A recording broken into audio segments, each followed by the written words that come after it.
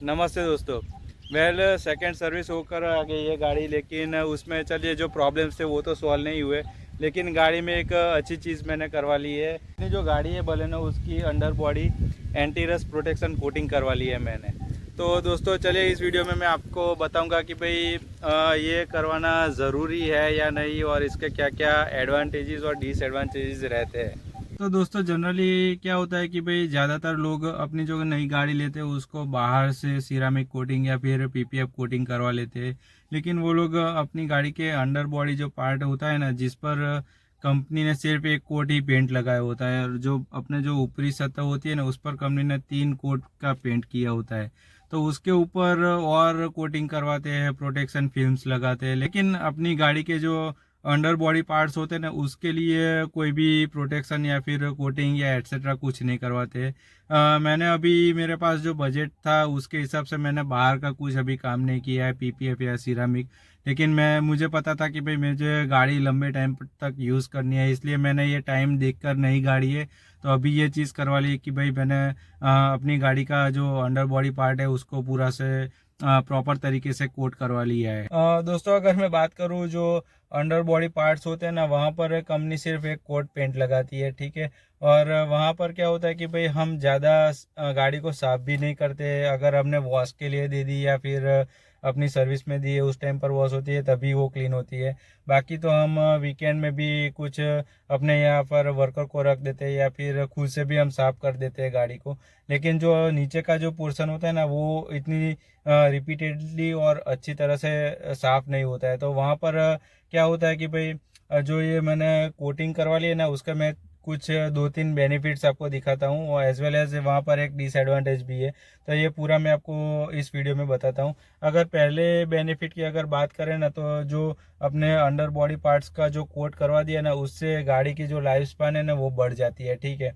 क्योंकि पार्ट्स पर क्या होता है कि भाई सबसे पहली चीज़ कि भाई डस्ट प्रूफ हो गए, फिर उसको अच्छे से प्रोटेक्शन मिल रहा है, ठीक है। और सेकंड थिंग अगर बात करें तो जो अपनी जो रस्ट प्रूफ हो जाते हैं, यानी जंग लगने के चांसेस कम हो जाते हैं। अपने यहाँ इंडिया में जो अगर बात करते हैं तो रोड्स आप देख लो, तो ज़्यादातर ऐसे ज़रूरी नहीं है कि आपको ऑफ रोडिंग करनी है, क्योंकि रोड की हालत ही ऐसी खस्ता हाल होती है कि भाई वो ऑफ रोडिंग ही बन जाते हैं। और ज़्यादातर अगर मानसून के सीज़न की अगर हम बात करते हैं तो फिर गड्ढे पानी और वो सब तो होते ही रहता है। तो उस टाइम पर क्या है कि अपने गाड़ी का जो नीचे का पोर्शन है ना, वो फिर अच्छे से प्रोटेक्ट होता है, ठीक है। अगर बात करें कि कच्ची सड़कों पर कई बार क्या होता है कि सड़कें ऐसी बनाई होती है कि भाई पूरे से वो पत्थर वगैरह और जो ग्रीट वगैरह हो ना, वो निकल जाता है। तो वो हम गाड़ी को लेकर जाते हैं ना, तो अपने टायर में से वो प्रेशर होके वो पत्थर वगैरह अपनी गाड़ी के नीचे के पोर्शन पर टकराते हैं। फिर कई बार क्या होता है, इंजीनियरिंग लेवल अपना इतना डाउन है कि भाई कोई बम्पर को इतना ज़्यादा स्लोप दे दिया होता है कि भाई अपनी गाड़ी का जो नीचे का पोर्शन है ना, वो पूरा लिटरली घिस जाता है, ठीक है। तो उस टाइम पर भी हमको प्रोटेक्शन मिलता है। अगर हमें अंडर बॉडी का और पार्ट्स को प्रोटेक्ट नहीं किया है, ऐसे पेंट नहीं किया है ना, तो फिर वो क्या होता है कि वहाँ पर का पेंट निकल जाता है। जैसे ही पेंट निकलता है तो अंदर का जो मेटल है ना वो सामने आ जाता है। फिर मेटल जैसे ही पानी के संपर्क में आता है तो फिर वहाँ पर आप जंग लगना शुरू हो जाता है, और एक बार जंग लगना शुरू हो गया तो फिर वो पूरा जो पार्ट है ना वो लंबे टाइम तक आपको वो सर्विस नहीं देगा। After certain time of period वो जवाब देने ही लगेगा कि भाई अभी इसको रिप्लेस करने की ज़रूरत। तो रिप्लेसमेंट का काफ़ी रेशियो कम हो जाता है नीचे के बॉडी पार्ट्स में अगर बात करें तो दोस्तों सिंपल टर्म में मैं बात करूँ तो फिर पहली चीज़ है कि भाई अपने जो बॉडी पार्ट्स है उसको जंग लगने के चांसेस थोड़े कम हो जाते हैं।